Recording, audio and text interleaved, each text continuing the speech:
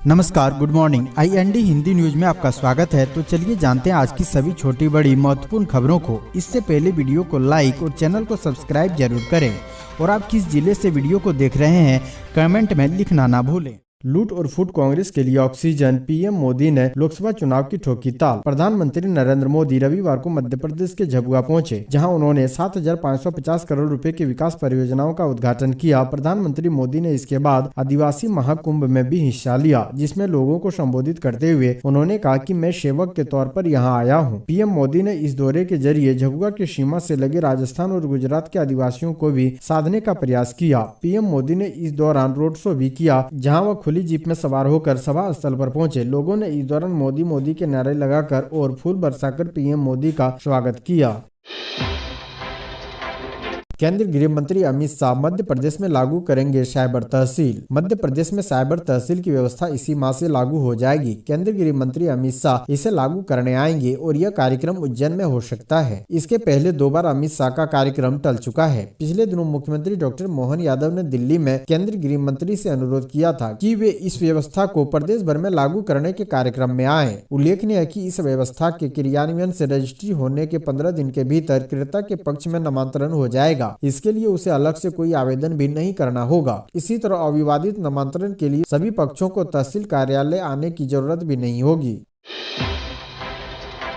MP विधानसभा में CM Mohan Yadav समेत मंत्री विधायकों के बैठने की सीट अलॉट, जाने किस नंबर पर कौन बैठेंगे। मध्य प्रदेश की 230 सीटों वाली विधानसभा में विधायकों के बैठने की व्यवस्था सुनिश्चित कर दी गई है। प्रदेश के मुख्यमंत्री doctor Mohan Yadav 1 number seat पर बैठेंगे, जबकि पूर्व CM Shivraj Singh Chouhan 44 number seat पर बैठेंगे। सीएम डॉक्टर मोहन यादव के पास ही उप मुख्यमंत्री जगदीश देवड़ा बैठेंगे। पूर्व सीएम कमलनाथ का सीट नंबर नहीं बदला गया है, वे पहले की तरह नेता प्रतिपक्ष के पास बैठेंगे। विधानसभा अध्यक्ष को छोड़कर शेष 229 सदस्यों के लिए सीट अलॉट की गई है। मुख्यमंत्री मोहन यादव के पास ही deputy CM Jagdish Devda seat number 2 पर बैठेंगे। कैलाश विजय को सीट नंबर 4 अलॉट की गई है। ज्योतिरादित्य सिंधिया ने फिर दिया कांग्रेस को बड़ा झटका, सांसद के भाई अजय पाल बीजेपी में शामिल। मध्य प्रदेश में बीजेपी ने कांग्रेस को एक और बड़ा झटका दिया है। गुना सांसद के छोटे भाई अजय पाल ने बीजेपी का हाथ थाम लिया है। केंद्रीय मंत्री ज्योतिरादित्य सिंधिया ने भाजपा का अंग वस्त्र पहनाकर उन्हें पार्टी की सदस्यता दिलाई है। अजय पाल यादव ने कहा कि उनका परिवार पिछले 50 वर्षों से देश की सेवा कर रहा है और आगे भी सिंधिया जी के और प्रधानमंत्री नरेंद्र मोदी के नेतृत्व में देश के लिए काम करेगा। गुना सांसद के भाई अजय पाल यादव ने केंद्रीय मंत्री ज्योतिरादित्य सिंधिया के समक्ष भारतीय जनता पार्टी की सदस्यता ली है।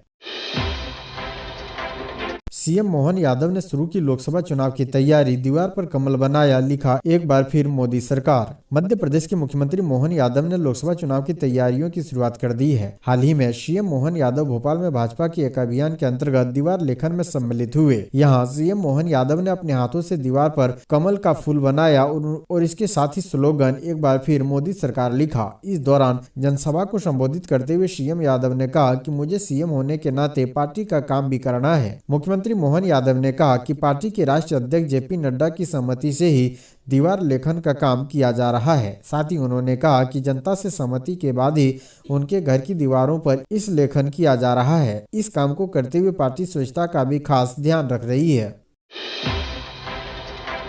ईवीएम पर आरोपों के बीच पीएम मोदी बोले, मुझे पता है लोकसभा चुनाव में क्या परिणाम आएंगे। मध्य प्रदेश में विधानसभा चुनाव परिणाम आने के बाद कांग्रेस लगातार ईवीएम पर आरोप लगा रही है। सांसद में भी विपक्ष यह बात उठा चुका है कि भाजपा को पहले से कैसे पता चल जाता है कि चुनाव में कितने सीटें आएगी। इस सब के बीच मध्य प्रदेश में प्रधानमंत्री नरेंद्र मोदी ने आदिवासियों को संबोधित करते हुए कहा कि मुझे पता है कि लोकसभा में क्या चुनाव परिणाम आएंगे। झबुआ में आयोजित आदिवासी महाकुंभ को संबोधित करते हुए प्रधानमंत्री नरेंद्र मोदी ने कहा कि मध्य प्रदेश विधानसभा चुनाव में जनता ने जो परिणाम दिए हैं उनसे यह पहले ही साफ हो चुका है कि लोकसभा में कांग्रेस पूरी तरह से साफ होने वाली है। उन्होंने कहा कि मुझे पता है कि जनता क्या परिणाम देने वाली है। लोकसभा चुनाव के लिए ग्राउंड जीरो पर बीजेपी ने शुरू की तैयारी, कांग्रेस अभी तक बैठक में ही उलझी। आगामी लोकसभा चुनाव को लेकर मध्य प्रदेश के सियासी गलियारों में हलचल तेज हो गई है। आम चुनाव की तैयारियों के मामले में भारतीय जनता पार्टी विपक्षी दल कांग्रेस से एक कदम आगे चल रही है। बीजेपी लोकसभा चुनाव को लेकर प्रदेश के सभी 29 सीटों पर अपने कार्यालय खोल रही है, तो वहीं मुख्य विपक्षी दल कांग्रेस फिलहाल बैठकों में हुई उलझी है। कांग्रेस ने रविवार को दोबारा प्रदेश कांग्रेस कमेटी की कार्यालय में अहम बैठक रखी गयी। आगामी लोकसभा चुनाव और राहुल गांधी गांधी की न्याय यात्रा को लेकर प्रदेश कांग्रेस कार्यालय में 11 फरवरी यानी रविवार को कांग्रेस की अहम बैठक आयोजित की गई है। बैठक में मध्य प्रदेश कांग्रेस कमेटी, अल्पसंख्यक विभाग की प्रदेश कार्यकारिणी और आगामी लोकसभा चुनाव की तैयारियों, राहुल गांधी की न्याय यात्रा, भारतीय राष्ट्रीय कांग्रेस के डोनेट फॉर अभियान के संबंध में बैठक आयोजित की गई। राज्यसभा सीट के लिए कमलनाथ का शक्ति प्रदर्शन, कांग्रेस विधायकों को 13 फरवरी को रात्रि भोज पर आमंत्रण किया। आगामी 27 फरवरी को होने वाले राज्यसभा चुनाव के लिए नामांकन दाखिल करने में एक सप्ताह से भी कम समय बचा हुआ है। ऐसे में मौजूदा विधानसभा सदस्य, वरिष्ठ कांग्रेस नेता और पूर्व मुख्यमंत्री कमलनाथ ने अपने आवास पर पार्टी विधायकों को रात्रि भोज के लिए आमंत्रित किया है। रात्रि भोज का निमंत्रण 15 फरवरी को नामांकन की अंतिम तिथि से ठीक 2 दिन पहले 13 फरवरी के लिए है। कमलनाथ ने हाल ही में दिल्ली में कांग्रेस अलकमान और पूर्व AICC अध्यक्ष सोनिया गांधी से मुलाकात की और इसके लिए उनकी मंजूरी मांगी। कांग्रेस के सूत्रों ने कहा कि कमलनाथ को अभी तक सोनिया गांधी से कोई मंजूरी नहीं मिली है। जेल भेजे गए मुस्लिम लोगों ने नहीं तोड़ी थी मूर्तियां, पुलिस गिरफ्त में मुख्य आरोपी। मध्य प्रदेश के गुना जिले के बमोरी स्थित शिव मंदिर में हुए तोड़फोड़ मामले में पुलिस ने मुख्य आरोपी को गिरफ्तार कर लिया है। एक शख्स ने ही नशे में आकर मंदिर की मूर्तियां क्षतिग्रस्त की थी। पुलिस ने आरोपी 11 शाह को शनिवार यानी 10 फरवरी को गुना जिले के बमोरी से गिरफ्तार किया और पूछताछ में उसने स्वीकार किया कि उसने ही घटना को अंजाम दिया था। गुना पुलिस ने कहा कि आरोपी ने पूछताछ में स्वयं के द्वारा मंदिर में मूर्तियों की तोड़फोड़ करना स्वीकार किया है। पूछताछ में आरोपी ने बताया कि भगवान से कई बार मांग करने के बाद भी उनकी शादी नहीं हो रही थी, जिससे वो काफी गुस्से में था।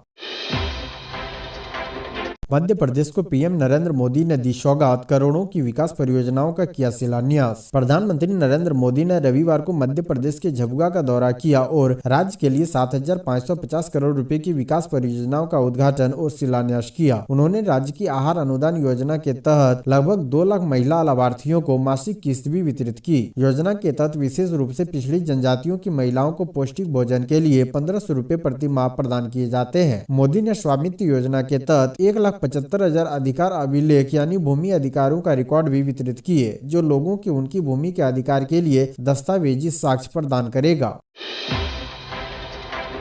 पंडित दीनदयाल उपाध्याय की पुण्यतिथि पर भावुक हुए सीएम मोहन यादव, बोले उनकी आहुति ने सबका जीवन बदला। पंडित दीनदयाल उपाध्याय की पुण्यतिथि पर जगह जगह आयोजन कर जनसंघ के संस्थापक को याद किया।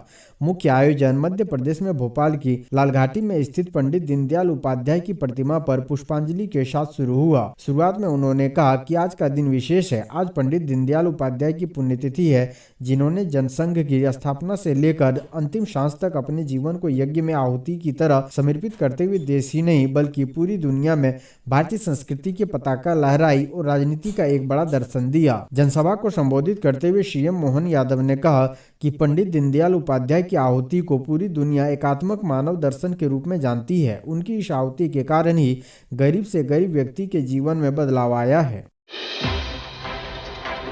आचार्य प्रमोद कृष्णम के निष्कासन पर सिंधिया का हमला, कहा कांग्रेस दिवालिया हो गई है। कांग्रेस ने वरिष्ठ नेता आचार्य प्रमोद कृष्णम को पार्टी से निष्कासित कर दिया है। उनके निष्कासन पर अलग अलग तरह की प्रतिक्रियाएं सामने आ रही है। इस मसले पर जब केंद्रीय उड्डयन मंत्री ज्योतिरादित्य सिंधिया की प्रतिक्रिया मांगी गई तो उन्होंने मीडिया कर्मियों से कहा कि एक पार्टी जो पहले देश को दिवालिया करना चाहती थी वह खुद ही दिवालिया हो गई है। कांग्रेस पार्टी से 6 साल के लिए निष्कासित किए गए कांग्रेस के वरिष्ठ नेता आचार्य प्रमोद कृष्णन के निष्कासन पर कांग्रेस पर तंज कसते हुए जमकर हमला बोला है। केंद्रीय मंत्री सिंधिया ने कहा कि कांग्रेस पार्टी की विचारधारा भारत को बैंक करप्ट करने की थी, अब वह स्वतः ही बैंक करप्ट हो चुकी है। उनकी न कोई सोच बची है और न ही कोई विचारधारा या नीति है।